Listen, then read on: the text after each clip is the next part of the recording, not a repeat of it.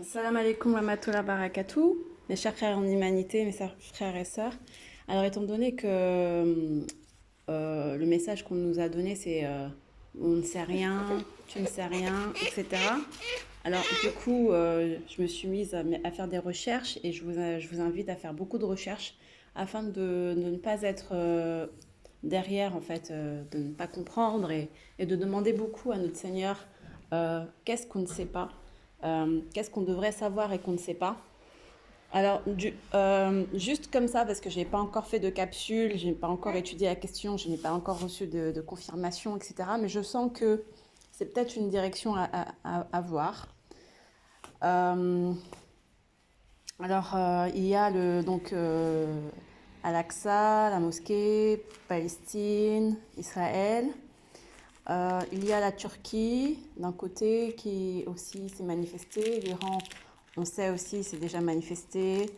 Mais moi, ce qui m'intéresse là, c'est de voir un peu les enjeux.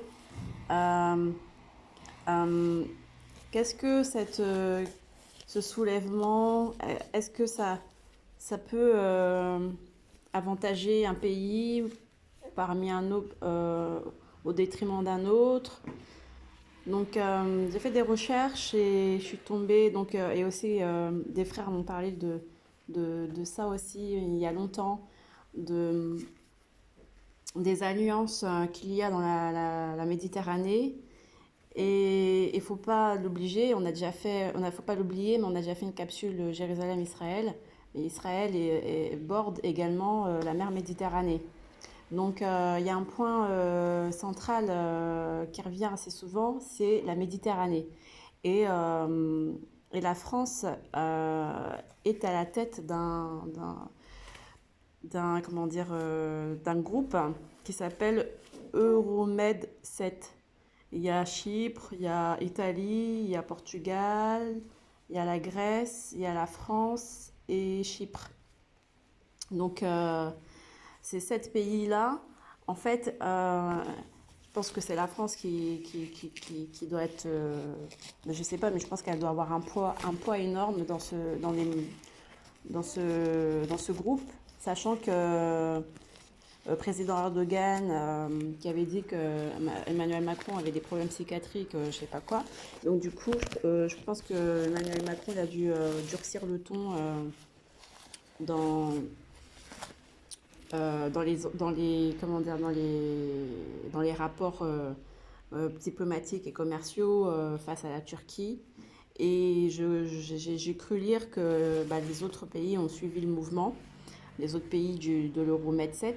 Et c'est important parce que de voir ça et de faire des recherches, parce qu'en fait j'ai l'impression qu'il y a eu des choses, genre des blocages à l'encontre du gouvernement turc. Et, euh, et, et donc, ça le pose peut-être des difficultés quant à la recherche de gaz. Il n'obtient pas les autorisations pour faire les recherches de gaz sur son territoire, au niveau de son territoire proche Méditerranée, etc. Et, euh, et donc peut-être que ça, c'est pour ses projets, parce qu'il a des projets d'envergure. Le président turc a mis en place d'énormes projets, des grands, grands, grands projets. Et peut-être que ça passe par le business du gaz. Du gaz. Et si on le bloque dans ça, je pense qu'il doit peut-être soit perdre de l'argent, ou y perdre aussi des investissements très importants. Et ça doit le ralentir peut-être dans la poursuite de ses projets, de ses grands projets, et pour peut-être son indépendance, son autonomie, ou pour aussi son projet peut-être de reconquête de tout ce bassin méditerranéen, on va dire ça comme ça, comme à l'époque du règne ottoman, enfin voilà.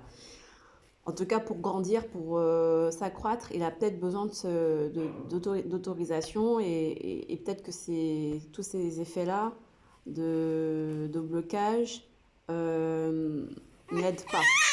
D'autant plus que les pays arabes limitrophes, comme par exemple l'Égypte, etc., Arabie Saoudite, ils sont plus, eux, liés entre eux et ne sont pas forcément liés avec la Turquie. Donc du coup, c'est comme s'ils se sentaient un petit peu isolés. Bref, en tout cas, il y a beaucoup de choses à dire sur ça, beaucoup de choses à rechercher. Et quel est le lien avec Israël? Ben justement, leurs relations ne sont pas au beau fixe. Des fois ils s'aiment, des fois ils s'aiment pas. Des fois ils... Ça me fait quand j'ai lu plusieurs articles et que tu lis en fait l'histoire de la Turquie et d'Israël, bah, des fois c'est un peu rigolo entre guillemets, même si c'est pas toujours rigolo, mais un coup l'ambassadeur d'Israël qui est en Turquie il est rappelé, enfin il se les ambassadeurs, ils jouent un peu à la chaise musicale, quoi. Donc voilà, bon, ça se fait souvent dans tous les pays, mais là, c'est vrai que c'est assez récurrent. Un coup, je t'aime, un coup, je t'aime pas. Un coup, je... Voilà. Donc l'idée, c'est quoi? Il y a aussi le membre du Hamas qui fait partie de la Palestine, qui défend donc la cause palestinienne et tout. Mais ils sont un peu, on voit bien qu'ils sont un peu démilitarisés, ils n'ont pas d'appui militaire en armement, etc. Et apparemment, ils ont des liens avec bah, la diplomatie politique turque. Et, mais c'est pas officialisé, c'est pas officiel, mais d'après des articles de presse, il y a des ententes. Donc ça pose problème dans le sens où bah, c'est soi-disant. Alors après, est-ce que c'est vrai, est-ce que c'est vrai, je sais pas, mais donc il y a plusieurs enjeux politiques là-dedans, derrière, des trucs cachés sous le tapis qu'on ne peut pas savoir véritablement, qu'on ne pourra pas vraiment savoir et qu'on pourra pas faire d'analyse véridique. Donc c'est pour ça qu'il est important de ne pas se hâter en faisant comment dire, en donnant raison à tel ou tel parti politique ou tel pays. Voilà. Il faut savoir rester neutre et regarder et observer et surtout faire beaucoup de recherches afin de comprendre les enjeux qu'il y a derrière. Peut-être, comme on dit, nous on regarde comme ça des images, on dit oui c'est triste pour la Palestine, c'est vrai certes et tout, mais à qui profite ce chamboulement? On ne sait pas à qui exactement ça peut profiter. En tout cas, il y a des pays autour qui n'attendent que ça se soulève et que ça s'embrase de plus belle, afin de débloquer tout ce qui est bloqué ou afin d'avoir une réelle, comment dire, de bousculer en fait les rapports de force et les rapports de pouvoir. Euh, mais là, ce qui serait voilà, sage de faire, c'est de ne pas se prononcer et de ne pas prendre parti. Voilà, vraiment, c'est ça. Nous, en tant qu'observateurs, de ne pas prendre de jugement parce qu'on ne sait pas du tout, on peut être pris, euh, on peut être pris par des jugements hâtifs, sans trop savoir vraiment le pourquoi du comment. Euh, euh, Sachant que la plupart du temps, quand il y a un soulèvement comme ça des peuples, c'est parce que derrière, il y a une forme d'instrumentalisation de la population. Et je dis pas que c'est le cas peut-être pour le cas de la Palestine ou quoi, mais je dis il est quand même sage de se poser la question, est-ce qu'il n'y a pas une forme d'instrumentalisation pour prendre le pas sur un embrasement pour une refonte des rapports de force. Donc, encore instrumentaliser le peuple pour encore des enjeux économiques derrière. C'est toujours la même histoire. C'est pas, ça part d'un bon sentiment, oui, c'est pas juste. On nous fait du mal pendant un moment du ramadan, nanani, nanana. Mais derrière, en fait, bah, c'est voulu pour que les émotions fortes prennent le pas et qu'on en oublie en fait que derrière il y a peut-être des enjeux politiques, économiques beaucoup plus importants, beaucoup plus insistants et que il y a véritablement un désir un désir de,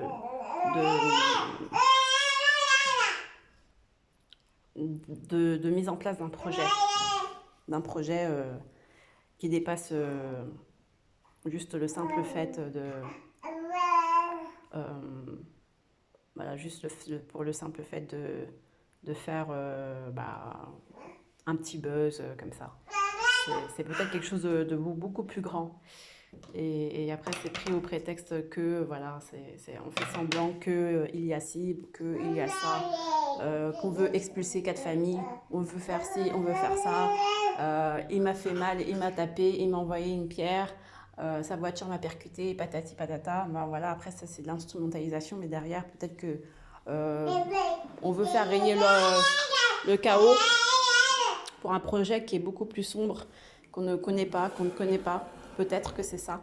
Et donc, il faut faire attention de ne pas se laisser embobiner, ne serait-ce que par des insultes, en disant ouais, crachons sur eux, crachons sur les méchants, crachons nanani. Enfin, on n'en sait rien de ce qui se passe et voilà.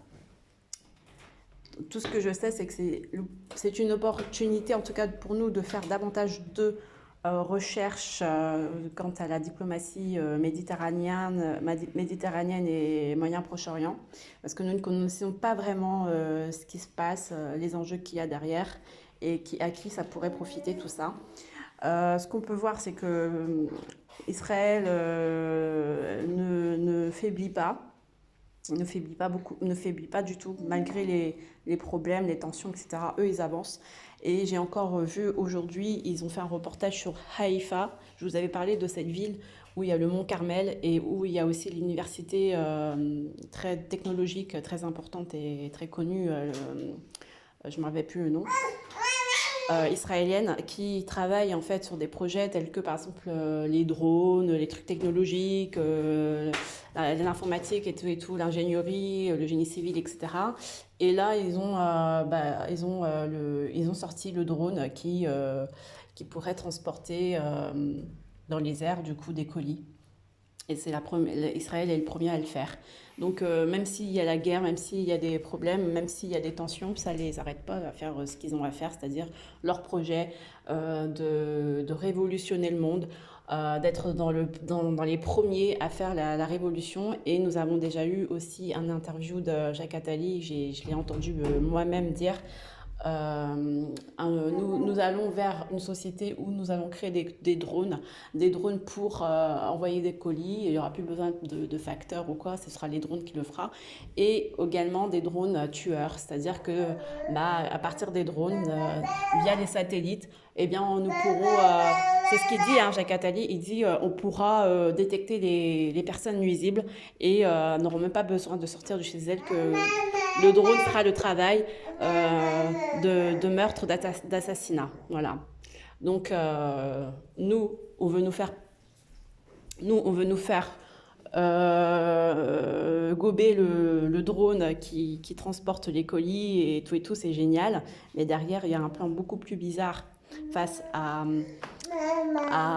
l'expansion et au développement des drones. C'est plutôt le drone tueur qui sera un tueur à gages discret et efficace. Voilà, donc il y a des choses qui vont révolutionner le monde. Ça vient, c'est pas dans 10 ans, c'est pas dans 20 ans, c'est pas dans 100 ans. Ça vient tout doucement, sans qu'on s'en rende compte. Et ce sera un monde vraiment infernal, donc un monde d'esclaves. Et Allah dit dans le Coran, je l'ai vu encore dans une sourate, mais je me rappelle plus exactement, je l'ai vu hier, où il disait, est-ce que nous laisserons les mécréants faire de nos croyants des esclaves et que